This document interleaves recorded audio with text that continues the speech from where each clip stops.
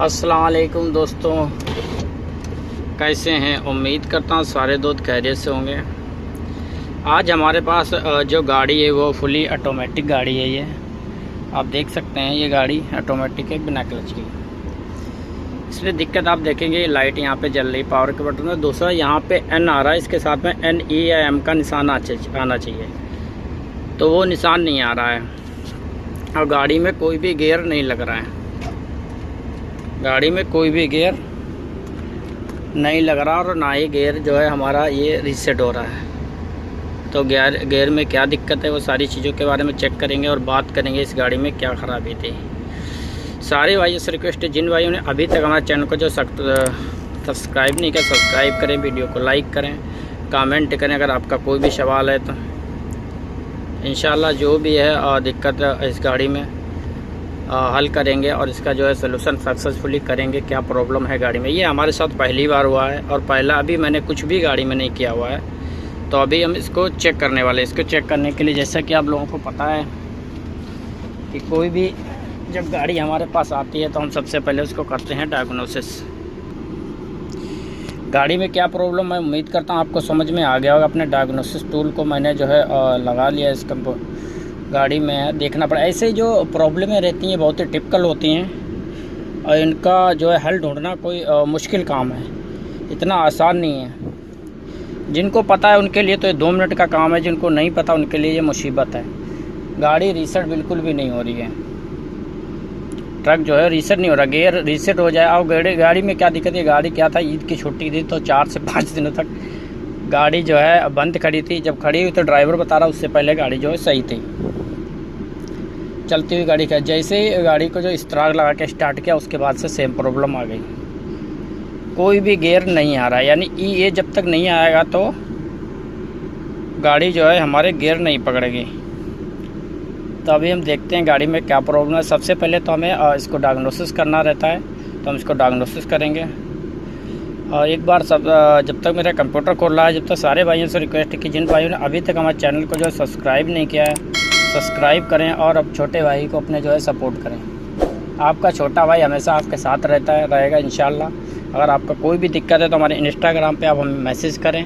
जिन भाइयों की मैंने हेल्प अभी तक कर रखी है, जिन्होंने मेरे पास कॉल या मैसेज के थ्रू मुझसे हेल्प ली है और जो उनके लिए सक्सेस हुई है, तो इस वीडियो को अगर वो देख रहे हैं तो ज़रूर कमेंट बॉक्स में अपना फीडबैक दें कि कैसा लगता है। जैसे कि मैंने आप लोगों को बताया था कि मैं एक व्हाट्सएप ग्रुप क्रिएट करूँगा, तो व्हाट्सएप ग्रुप वाला जो हमारा वीडियो है उसमें अभी तक 97 कमेंट आ चुके हैं और 97 यानी 3 से 4 कमेंट कम है। अगर 4 का जैसे ही 100 कमेंट पूरे होंगे, मैं उसी दिन जो है ग्रुप को क्रिएट करूँगा अपने वादे के मुताबिक। तो हमारे वीडियो पे, हमारे चैनल पे बने रहिएगा, चैनल को सब्सक्राइब कीजिएगा और लाइफ में आपके लिए फ़ायदेमंद होगा। आप सऊदी में हैं, ओमान में हैं, कतर में हैं, कहीं भी हैं, आप हमारे चैनल को देखते रहिए। अगर ट्रक के मर्सिडीज़ के बारे में आपको कोई भी प्रॉब्लम आती है, आप हमसे संपर्क कर सकते हैं। इंशाल्लाह जो हमें पता होगा उसके बारे में बिल्कुल आपके साथ वो जानकारी शेयर करेंगे।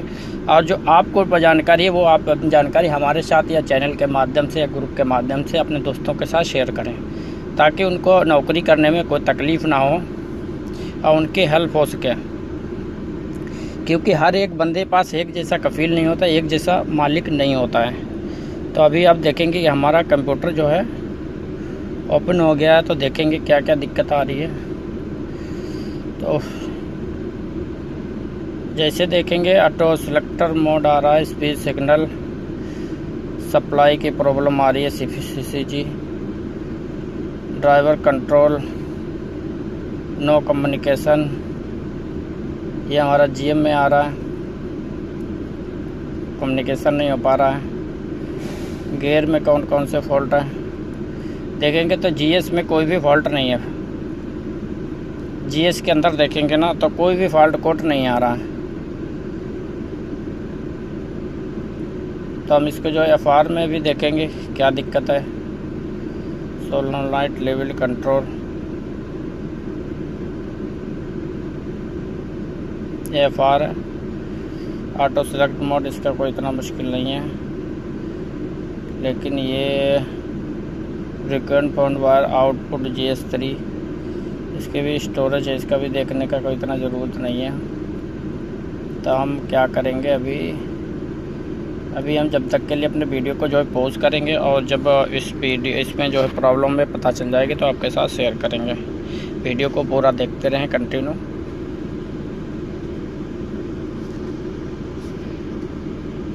जैसा कि आपने पीछे देखा कि गाड़ी में क्या प्रॉब्लम है। गाड़ी में गियर नहीं लग रहा है, ई का निशान नहीं आ रहा। जब हमारा कम्युनिकेशन का फॉल्ट आता है, जैसे कि आप देख सकते हैं GM वेस्ट में कम्युनिकेशन जो रहेगा वो हमारा केन का रहता है, जो हमारा केन बस रहता है, केन नेटवर्क, उसके रिलेटेड फॉल्ट कोड रहता है। तो FR जैसे देखिए उसमें ऑटोमेटिक सेलेक्टर मोड ओनली है और कुछ भी नहीं होगी, करंट है। उसके बाद देखेंगे जो हमारा डिजिटल टेलीग्राफ रहता है TCO, वो भी सही है। FR आप देखेंगे ये भी लगभग सही है, स्टोरेज है, कोई भी करंट नहीं है। ये जो हमारा GM है आप देखेंगे नो कम्युनिकेशन पॉसिबल, और ये है हमारा MR। जैसा कि MR को देख लिया, उसके बाद क्या करना है, हमें फ्यूज चेक करना है। क्योंकि फ्यूज चेक करने के लिए बता रहा, तो फ्यूज कौन कौन से नंबर से चेक करेंगे। पहले हमें 12 नंबर चेक करना है, उसके बाद हमें जो 4 नंबर चेक करना है, और फिर 20 नंबर चेक करना है। उसका रिले हमारी 3 नंबर रिले रहेगी। तो ये सारी चीज़ें ये तो बेसिक होती हैं, ये भी हमें चेक कर लेनी चाहिए। क्योंकि कई बार क्या होता है, हमारा फ्यूज या रिले बहुत छोटी सा फॉल्ट रहता है और हम उसमें लगे रहते हैं। तो इसके लिए पहले हमने फ्यूज जो है अपने चेक कर लिए। अल्हम्दुलिल्लाह फ्यूज जितने भी फ्यूज सारे के सारे सही। पहले तो हमने 3 चेक किए, लेकिन उसके बाद मैंने जो इसके अंदर 32 पे 32 रहते हैं, सारे के सारे फ्यूज चेक कर लिए, सारे के सारे फ्यूज सही हैं। रिले को भी चेक कर लिया अलग से बाहर निकाल के, लेकिन जो है प्रॉब्लम सेम ही है। गाड़ी का जो है गियर बिल्कुल भी नहीं लग रहा है या ना आ रहा। तो अभी क्योंकि गाड़ी में क्या न्यूट्रल की भी प्रॉब्लम है, तो क्या करना है, सबसे पहले जो है न्यूट्रल की जो प्रॉब्लम है उसको हम सॉल्व करने की कोशिश करेंगे कि ये न्यूट्रल क्या चीज़ है। तो अभी फाइनली हमने सारे, आप जैसे कि स्क्रीन के ऊपर देख सकते हैं, एक एक करके सारे जो है हमने फ्यूज अपने चेक कर दिए हैं। स्विच ऑन करके गाड़ी स्टार्ट करके जिस तरह से भी जो फ्यूज का लोकेशन है उसी हिसाब से मैंने जो है चेक किया। फ्यूज चेक करने में बस 1 से 2 मिनट का टाइम लगता है, तो आपको भी पता है 2 मिनट 3 मिनट है, कभी कभी 5 से 10 मिनट भी लगता है। अगर किसी कोई फॉल्ट आ जाता, समझ नहीं आता कौन सा फ्यूज है, क्यों उड़ रहा है।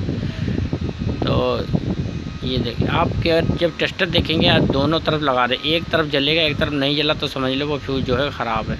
अगर हमारा दोनों तरफ जल रहा है या नहीं जल रहा है तो समझ लो फ्यूज हमारा सही है। क्योंकि बहुत सारे फ्यूज ऐसे होते हैं जो हमारा जब गाड़ी हम स्टार्ट करते हैं तो गाड़ी स्टार्ट करने पे उसमें करंट आता है, लेकिन होता उसमें इग्निशन स्विच का करंट है, इग्निशन स्विच का। जैसे कि आप देखेंगे फ्यूज बिल्कुल सही है, बिल्कुल ख़राब नहीं है। मैंने सोचा बाहर निकाल के भी चेक कर लो।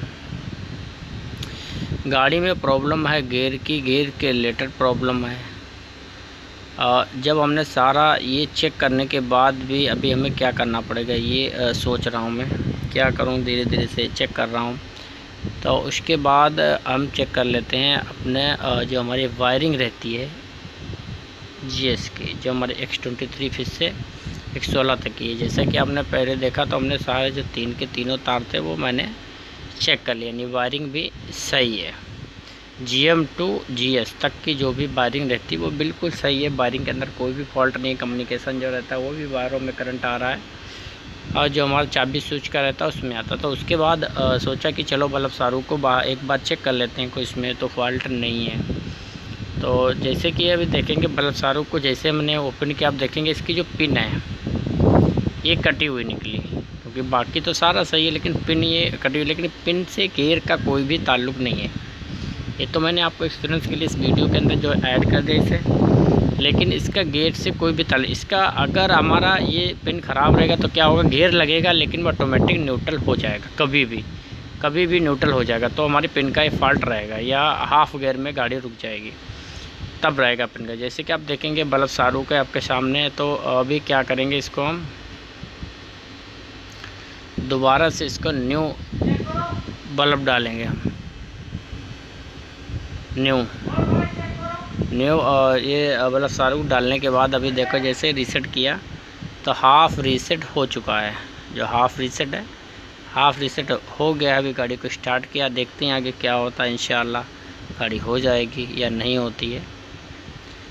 तो नहीं हुआ, आधे पे जाके बरमूजा रुक गया, नहीं बरमूजा नहीं हुआ, GS का शिफ्टर का ये एरर आ गया। तो जैसे कि आप देखेंगे कि जब भी हमारी जो कोई भी गाड़ी रहेगी, अगर बरमूजा हो जाता है यानी फुली ऑटोमेटिक रहेगी, अगर हमारा रीसेट हो रहा तो मतलब गियर ओके हो जाता है, 100% नहीं लेकिन ज़्यादातर हो जाता है। उसके बाद मैंने सोचा चलो FR को भी चेक कर लेते हैं। तो अभी FR मेरे पास पहले से ऑलरेडी पड़ा हुआ था MP3 का, तो मैंने वन टाइम लगा के इसको चेक कर लिया। तो FR को वन टाइम लगा के चेक किया, कोई भी फ़ायदा नहीं हुआ, कोई भी फ़ायदा नहीं हुआ। Same problem. तो उसका जो वोल्टेज आप देख सकते हैं, वोल्टेज सेम है। जो 2.4 रहती है, गाड़ी स्टार्ट होने पे वोल्टेज बढ़ती है और घटती है। जिस तरह से आप देखें जो कम्युनिकेशन है ये हमारा रहता है X3 में रहेगा हमारा। इसका पिन नंबर हमें लगा 13 और 15 रहता है। जैसे कि आप देखेंगे गाड़ी स्टार्ट है तो वोल्टेज बढ़ रही, कभी 5 कभी 4, उसे 5 वोल्ट इसमें आता है, कभी 2.5 वोल्ट भी आता है, 5 आता है ज़्यादातर। तो ये कम्युनिकेशन लाइन भी सही है, यानी करंट आ रहा है, यहाँ भी सही है। और जो GS है उसके ऊपर भी मैंने चेक कर लिया, वहाँ भी सही है। क्योंकि इस गाड़ी में वायरिंग का फॉल्ट लग रहा, तो वायरिंग बहुत इसमें क्या है अभी जैसे कि अभी देखेंगे मीटर लगा के मुझे एक चीज़ एक एक्सपीरियंस हुआ गाड़ी में। जब तक हमारी गाड़ी गाड़ी में E आता रहेगा, जब तक इसका वोल्टेज जो रहता है वो कंट्रोल वोल्टेज होता है। और जैसे ही हमारी गाड़ी कुछ जैसे गियर डाले कुछ हरकत करने के बाद वो E चला जाता है, तो उसके बाद क्या होता है वोल्टेज फिर बढ़ जाता है या वोल्टेज बिल्कुल डाउन हो जाता है। तो उसके बाद फाइनली जो हमने जो है इसका किया हुआ गियर जो हमारा गियर कंप्यूटर रहता उसको खोल दिया फाइनली। अब तो कुछ भी नहीं बचा था फाइनली जो है क्योंकि ये बहुत ही कॉस्टली है, तो इसके लिए सबसे बाद में चेक किया। तो अभी इंशाल्लाह डालने के बाद पता चलेगा क्या ख़राब है, लेकिन इंशाल्लाह मुझे उम्मीद है कि जो है हमारी जो है गाड़ी जैसे हम कंप्यूटर दूसरा लगाएंगे तो गाड़ी हमारी हो जाएगी। तो गाड़ी के अंदर जो मेन फॉल्ट जो रहता है वो कई फॉल्ट भी हो सकते हैं एक साथ, क्योंकि ज़रूरी नहीं है कि वन टाइम ही आपने देखा तो आपने कंप्यूटर डाल दिया। तो अभी आप देखेंगे जो हमारा जो कंप्यूटर खोला ये देखेंगे यहाँ से गर्म हुआ हुआ ये गर्म का निशान बना हुआ धुएँ से आपको दिख रहा होगा स्क्रीन के ऊपर, ये धुआं सा आ रहा है। ये धुआं नहीं आना चाहिए, किसी भी कंप्यूटर को आप खोलेंगे तो धुआं नहीं आता है। धुआं रहा तो इसका मतलब ये जल गया या गर्म हो गया, कुछ ना कुछ इसके अंदर फॉल्ट हुआ है। अब जैसे ही मैंने जो है अभी गाड़ी को कंप्यूटर लगाया, उसके बाद अभी फर्स्ट रीसेट है जो कि उसका उसी समय वीडियो बना रहा हूँ मैं। तो देखता हूँ रीसेट होती है या नहीं होती है, क्योंकि फुल वीडियो इसलिए नहीं बनाया क्योंकि रीसेट के बहुत सारे वीडियो मैंने पहले से अपलोड कर रखे अपने चैनल पर। जिन भाइयों को गियर को रीसेट यानी बरमूजा करना नहीं पता है तो हमारे गियर रीसेट वाला वीडियो देख लेंगे, तो जिससे कि उनको पता चल जाएगा ऑटोमेटिक मैनुअल ऑटोमेटिक का किस तरह से जो है गियर को रीसेट करते हैं। कि इसको गियर को रीसेट करने का तरीका ये सेम ही है, थोड़ा सा फ़र्क है बस। तो इंशाल्लाह जो है और उम्मीद है मुझे जो है अभी हो जाएगा बरमूजा जो है ये कंप्लीट हो जाएगा इंशाल्लाह, क्योंकि अभी कंप्यूटर नया मतलब दूसरा लगा दिया, सेकेंड कंप्यूटर लगाया हुआ है GS गियर कंप्यूटर। अल्हम्दुलिल्लाह जैसे कि अब स्क्रीन के जो गाड़ी हो गई, गाड़ी में प्रॉब्लम थी क्या है कि गियर, जैसा कि आपने देखा कि गाड़ी में जो प्रॉब्लम थी वो कंप्यूटर की, तो अभी हमने क्या किया कंप्यूटर को बिल्कुल नया दूसरा लगा दिया जो सेकेंड हैंड था मेरे पास, और गाड़ी बरमूज हो गई है, बिल्कुल गाड़ी ओके है। अभी गाड़ी में कोई भी प्रॉब्लम नहीं है। इस वीडियो में इतना ही, इंशाल्लाह जल्द मुलाकात होगी एक नए वीडियो के साथ। और अपने भाई को दुआओं में याद रखिएगा और चैनल को सब्सक्राइब, वीडियो को लाइक कीजिएगा। अस्सलाम वालेकुम।